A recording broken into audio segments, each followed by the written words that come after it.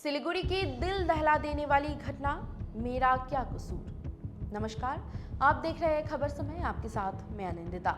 इस कलयुग में रिश्ते लगातार टूट रहे हैं। पति पत्नी के रिश्ते, पिता पुत्र के रिश्ते, पुत्र एवं माँ के रिश्तों में लगातार दूरियां बढ़ती जा रही है। समाज में स्वार्थ एवं फरेब इस कदर लोगों के सिर चढ़कर बोल रहा है कि भौतिक बात एवं आत्मीय सुख के लिए आत्मीय एवं खून के रिश्तों की तिलांजलि देते देर नहीं लगती।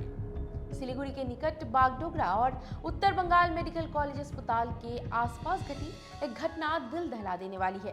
एक पिता ने अपने उस मासूम बेटे की हत्या सिर्फ इसलिए कर दी क्योंकि वो उसका सौतेला बेटा था। पिता नहीं चाहता था कि पति पत्नी के संबंधों के बीच कोई तीसरा रहे। लोग सवाल कर रहे हैं कि आखिर उस मासूम का क्या कसूर।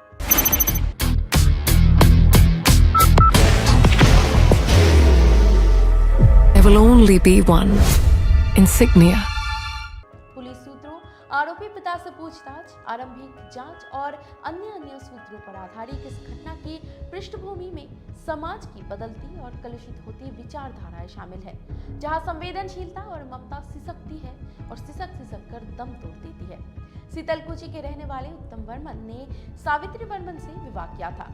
सावित्री राय वर्मन के पहले पति का देहांत हो चुका था। उनसे एक पुत्र था जिसका नाम अरिजीत वर्मन था। पति के मौत के बाद पहाड़ सी जिंदगी सुख से कटे, इस उम्मीद में सावित्री राय वर्मन ने उत्तम वर्मन से दूसरा विवाह कर लिया था। उत्तम वर्मन सावित्री को पसंद करता था।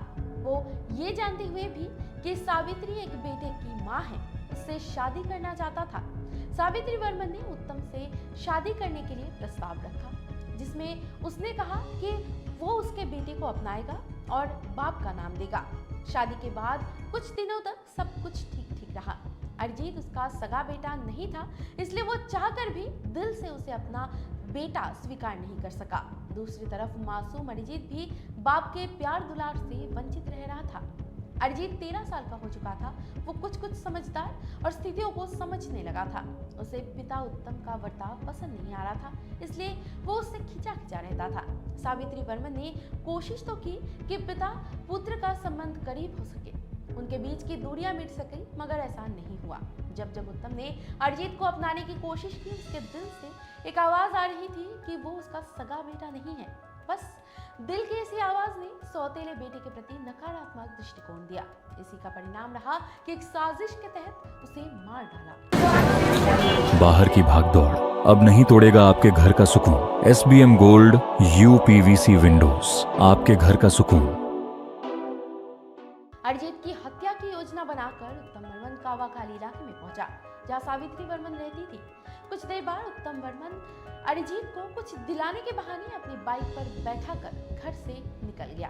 एक सुनसान जगह देखकर उसने अपने हाथों से गला दबाकर उसकी हत्या कर दी और उसकी लाश को गजलडोबा के पास एक नहर में फेंक दिया। उत्तम वर्मन की निशानदेही पर यहीं से पुलिस ने अरिजीत का सड़ा गला शव बरामद किया और उत्तर बंगाल मेडिकल कॉलेज अस्पताल में पोस्टमार्टम के बाद उसकी मां सावित्री वर्मन के हवाले कर दिया। सावित्री वर्मन को शुरू से ही उत्तम वर्मन पर शक रहता था। एक तरफ उत्तम वर्मन उसे काफी चाहता था, तो दूसरी तरफ उसकी औलाद को नापसंद करता था। जब लगातार एक हफ्ते तक अरिजीत घर नहीं लौटा, तो सावित्री वर्मन ने उत्तम वर्मन के खिलाफ मेडिकल फाड़ी में अपहरण और बेटे को गायब करने की रिपोर्ट दर्ज कराई। ये घटना 13 मार्च की है।